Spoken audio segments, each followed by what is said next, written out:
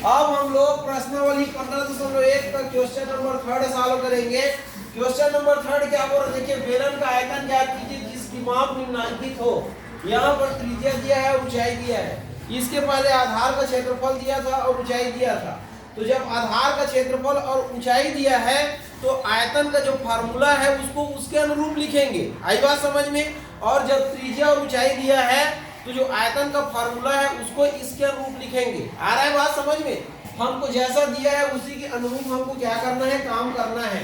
तो यहाँ लिखेंगे, क्या लिखेंगे, दिया है, क्या दिया है, ये बेलन की त्रिज्या दिया है कि नहीं दिया है, ये कितना दिया है, त्रिज्या को r बोलते हैं ना, r बराबर कितना है, ये 12 सेंटीमीटर तथा ऊंचाई कितना दिया है, 14 सेंटीमीटर। ऊंचाई को क्या बोलते हैं, किससे दर्शाते हैं, h से। तो h बराबर 14 सेंटीमीटर है। यही है ना। क्या ज्ञात करना है, बेलन का आयतन। आयतन मतलब वॉल्यूम v, ये ज्ञात करना है। कहाँ से ज्ञात करोगे, हाँ, तो कौन सा सूत्र लगाओगे, जो दिया है वो वाला। तो बेलन का आयतन, ये आयतन मीन्स वॉल्यूम v बराबर क्या होगा, तो बराबर होगा, क्या होता है, पाई r स्क्वायर h घन इकाई। यही होता है कि नहीं होता है। ये ऐसा नहीं लिखोगे आधार का क्षेत्रफल गुणा ऊंचाई करके, क्योंकि आपको r और h दिया है तो r और h के फॉर्म में लिखना है। ये अब पाई का मान 22/7, r का मान कितना है, 12। ये ऐसा है, ये तो 12 की घात 2। h का मान कितना है, 14। ये 14 लिख दो। आ गया समझ में। अब घन इकाई है तो आप इसको ऐसा लिख सकते हो, घन इकाई की जगह क्या दिया है, सेंटीमीटर, तो घन सेंटीमीटर ऐसा लिख सकते हो आप। अब ये 22/7 गुणा ये 12 गुणा 12 गुणा कितना है, 14। तो 7 एकम 7, 7 दूनी 14। तो कुल मिला कितना आ गया, 22 गुणा 12 गुणा 12 और गुणा कितना हो गया, 2। अब कैसे करोगे, तो 22 दूनी कितना होता है, 44 होता है कि नहीं होता है। ये देखो 22 दूनी कितना हो गया, 44।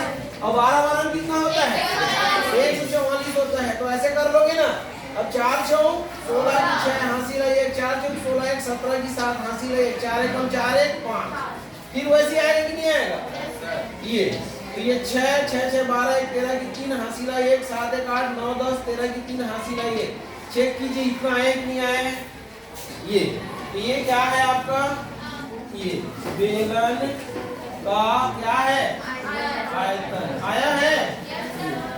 कितना आया है, v बराबर कितना आया, कितना सेंटीमीटर।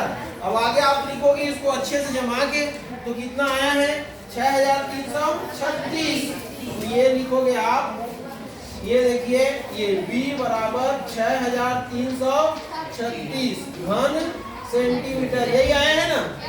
ये क्या है, ये बेलन का, हाँ, बेलन का आयतन। ये लिखोगे आप, बेलन का आयतन कितना आया, 6336 घन सेंटीमीटर। तो आंसर में लिखोगे ऐसे, अतः ये बेलन का